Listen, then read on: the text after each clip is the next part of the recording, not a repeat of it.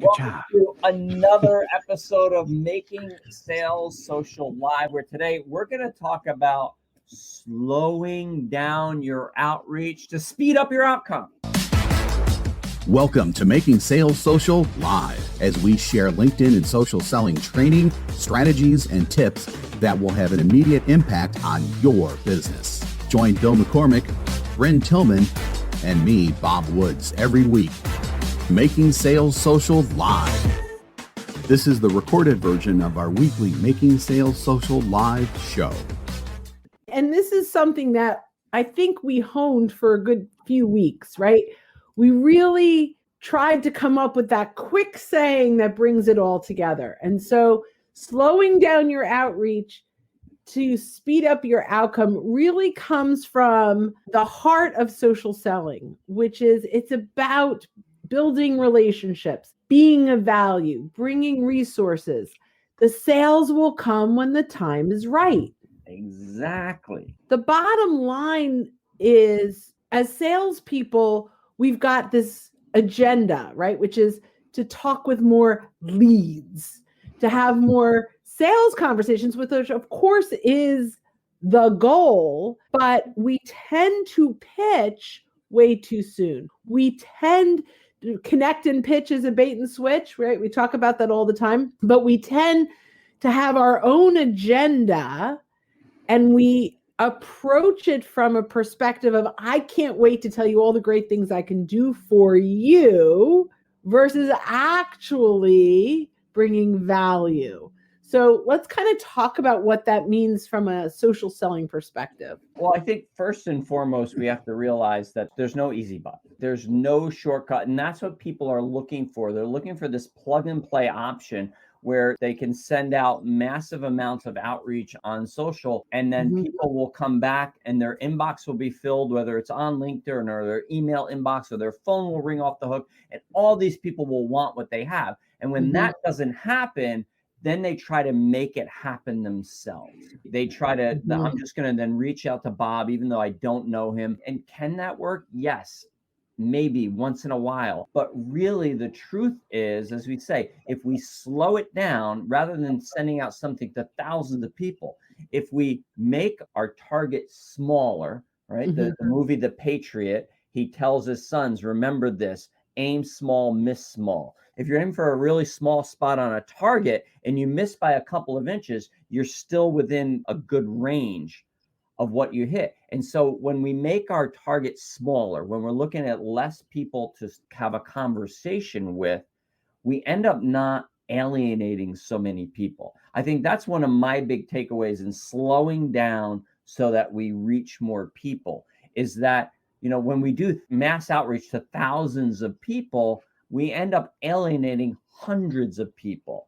And so if we reach out to 10 people, we really don't end up alienating anyone if we do it in the right way, because we're going slow, we're taking our time, we're not pitching right away, we're doing discovery with them as we grow the relationship. And so we know the time is right to say, hey, Bob, let's get on a call and talk about that. Or, hey, Bob, I've got a link to a great article that addresses your prospecting issues.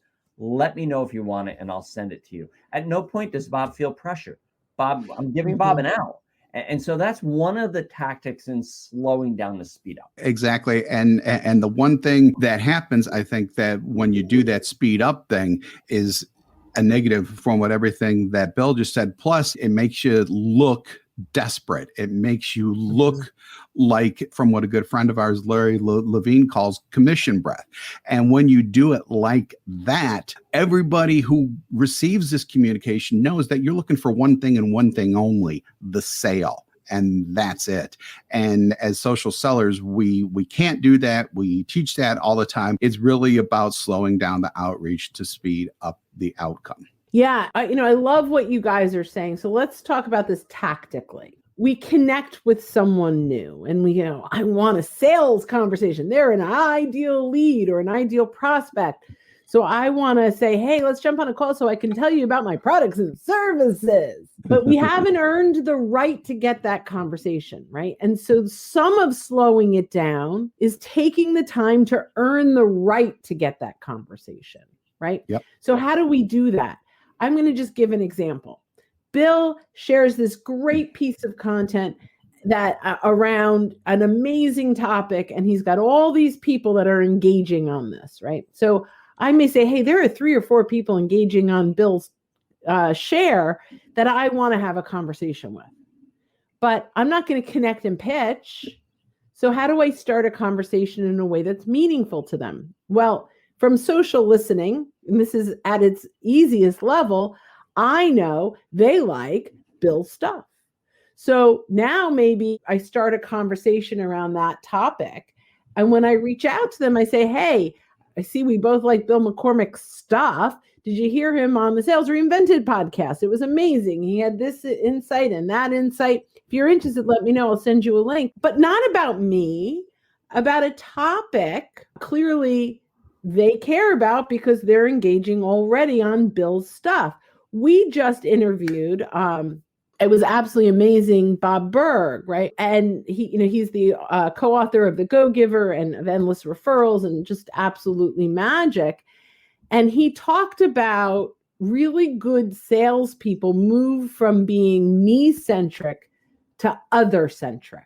And that is what we have to do in order to slow it down. If we come in as me-centric, we're going in for the kill, right? We're going in way too quickly, and we don't earn the right. And I think it's important to say, you said it when we're first connecting, we find someone like, oh, this is it. This is my ICP or my IVP, whatever you want to call it, your ideal client, your ideal prospect. Slowing it down doesn't mean you just hit that connect button right away. We need to do some research and some due diligence. And you know what? You may find out that they're not congruent with you, that maybe while it looks like it's a good deal, it may not be a good deal. And I love it. Patrick commented in the chat. He said, patience, patience, patience. And that's true. But here's one of the big problems for sale. And I've been there. Salesperson, and your pipeline is like drying up. And so because I don't have a lot of prospects in my pipeline, I get desperate, to Bob's point before. And so we just start hammering this out. Also, if you're a sales leader or a sales manager, what kind of pressure are you putting on your people? Or, what are their KPIs or their KPAs, their key performance activities that they have to do each day? And where does this fall into there? How much are you pressuring them that they're reaching out indiscriminately to people? By slowing down, we're talking about having better quality conversations. And that's really where it starts. We're not talking about having a sales call. As Brynne said, we've got to earn the right to get there. And the way that we earn the right is just by having a conversation. So many salespeople, individual small business owners, entrepreneurs, they don't know how to have a conversation that doesn't say, but Brynne, we help companies just like you.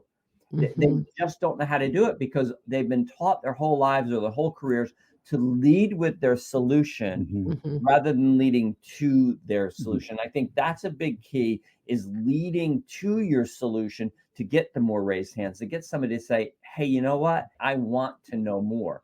And then that's a whole different conversation. So let's talk about some ways that we can lead to our solution rather than leading with our solution. Yeah, I mean, I've got a bajillion that go through my head, right? But what I think what you said is so absolutely critical. As salespeople have been taught to lead with, let me tell you how I can help you. And I think the key to lead to is shifting your mind and shifting your behaviors from the here's how I can help you to actually helping you. Right. And I think that's the shift. You had said, Bill, so many people start with, I help companies just like yours. Instead of telling them that, actually start by helping them, by letting them test drive a little bit. Because when you say, I help companies just like yours, so if you're saying that to me, I'm thinking, oh, so I'm just another number. And I think of the Bob Seger song, I feel like a number. Then you're just another prospect in the pipeline. You're just another name in their CRM. You're just another dollar amount on your goal for the month. By actually just helping them, you're actually going to differentiate yourself from everyone else out there that's starting and launching into their pitch and telling everyone, you know what, we're the top 5 in this, and we have the best rated customer service in that. That's great. But you know what? That's what everybody says. Everybody says that. And so if everybody says it, it actually makes it mean nothing. It could be totally true. It can be absolutely 100% true. But if everyone says it, it automatically lessens that, whatever that is you're talking, whether it's features and benefits of your product, or it's your great customer service line, or it's the fact that you have operator-based customer service in the United States that answer the phone 24 hours a day and 7 days a week. Those are all great things. But if everybody's doing it and if everybody's saying it, it just doesn't mean as much. And so the first thing is, by leading to your solution, you're going to differentiate yourself and separate yourself from people, because they're going to get on the eventually having a conversation with you and say, wow, Brynne Tillman didn't try to sell me anything. She didn't sell me any training. In fact, I got off the phone with her and I knew all these things I could do on LinkedIn to make my profile better. She showed me. She actually showed me how to do it, and she didn't ask anything. Well, so I want to be clear, though. We do ask. In every stage, we ask permission to take it to the next stage. So I don't ever hang up the phone without some kind of ask, but I've earned the right. So really, I just want to make it very clear that in that conversation, I learn something new about them. I learn about them. I help them. I bring value, and then I bridge it if there's if I can help them, right? So if I've identified that I can help them solve their problem, there's a bridge, right? So I've earned the right to ask permission to share how I've been able to help people with a similar situation that is tailored to exactly what I just heard. Not a blanket statement that we help people like you, but we help people with the challenge you just told me that you have, even though I gave you some things that you can go do now. If you're interested, I'd love to share with you how we've been able to help people with this challenge solve that challenge. And it goes from this one to mass to one to one, where I listened, I heard what they said. I, really brought extreme value to the conversation that's leading to my solution, but I never get off without asking permission to share how I can help them, if in fact I can. Just to redeem myself a little bit, what I and really where I was going at was when that happens, and that happens seamlessly, the person on the other side of the phone doesn't feel like they were on a sales call.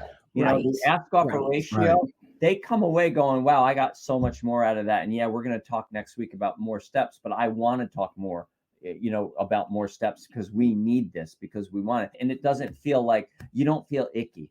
Sometimes you get off a Zoom call with a salesperson, and you're like, oh my God, it was 10 minutes and it felt like 45. And I feel like I need to go take a shower. That's kind of what I was going for. And we put the comment up there. Our friend Orly said, offering someone a solution to a real problem without expecting a sale is how you show up. Yes. And you earn the right. So there's social proof in a lot of this, right? So it's one-on-one proof, it's social proof. So how do we add value across the board? So leading to your solution can be one-on-one, but it can also be one to many. We can share content on our newsfeed. We can share content in a group. We can share content to a larger audience to attract specific people, to convert lurkers to engagers. And when we can do that, that's like the first step to converting to a conversation, right? And that's to leading to, right? It's like a little path. So maybe they engage the first time, and then what do we do now? If you liked this, now we take it into the inbox. Or, if you liked this, I have additional insights I'd love to share you on X. Let me know if you're interested. I'm happy to share it. And that's a conversation. It's back and forth. So we listen to the customer's problems first, then we provide them with value using our service. It sells itself. There is some real validity to this. And I actually think there's a piece in between. Before we share value of using our service, we actually share value. We learn what are their challenges. And when we're sharing one to many, it's, challenges that we know many people that we serve have. But if we can actually give them value, whether or not they decide to work with us, more of them decide to work with us, right? And that's where I believe slowing down our outreach to speed up the outcome really makes sense. I can't tell you how many people say, I don't understand. I have so much value to bring, but they won't get on a call with me. You haven't earned the right yet. You probably led too quickly with your solution. I think you bring up a good point. I want to go back to the study we did about a year ago, because you said you didn't talk about just sending them content, right? Because that's what we used to do. We used to just, follow up with a welcome message, say, hey, not sure if you're exploring LinkedIn or social selling training, but if you are, here's a great list of resources. Here's a great link to some of our resources. And another social sales trainer said, you're pitching. Yeah, let's call him out. Andy Foote said you're spamming. He challenged us. You're spamming. He did. We're like, no, we're not. Of course, we got offended right away. Not offended, but we got like defensive. Defensive. Not offended, right? And defensive. So we're going to prove him wrong. Right. So we sent 100 messages like that said, here's the link right there. And 19 people opened them up. 19% response rate is not real bad. Right. It's probably, I was like, we're right. Yeah. 19 people click through. But then we changed it slightly. And we said, hey, Brynne, thanks for connecting with me here on LinkedIn. If you're not sure if you're exploring social selling or LinkedIn sales strategies, but if you are, please let me know. I'd love to send you a link to some resources. And let me see if I can get it right here. So 68 out of 100 69 out of 100 said, yes, send me the link. Yep. And 58 of those clicked through and looked at it. Crazy. That's huge. That's like 4 times or something like that. I know I'm not good at math. That's why I do this. But so it's there, like that's a way to slow it down. You're putting in an extra step, but you're I'm giving Bob an opt-out. So Bob can look at that and say, no, I don't really care about that, and go on with his day. Here's the thing. I didn't offend Bob. I didn't just send him something he didn't want. I thought of him, right? I was being thoughtful. And so later on, maybe Bob goes back and he has the need. Wait, I remember that Bill McCormick guy. Hey, Bill, now I'd like to see it. And it happens all the time. Exactly. Most of our yeses are yeses over a long period of time or a longer period of time, or they're just yeses. Yes, we're ready. Let's go. But I don't ever really consider it a no, because eventually they come around and go, yeah, you know what? We're ready. We're ready for that now. And that's what the slowing down can do and speeding up, because you're putting in an extra step. You're putting in a little bit of extra effort and care and concern for the other person, but it's giving them the option, and people love to have options. Feel like they have control of their inbox. We haven't spammed them. And there's FOMO. If you send the link, they have the link. They don't have to click through. They have it if they ever want it.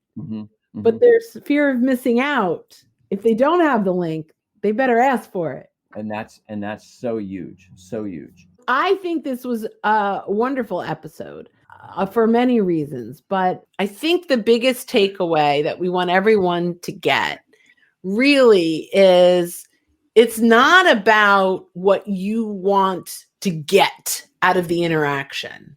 It's what you want to give in the interaction that will attract your buyers to you.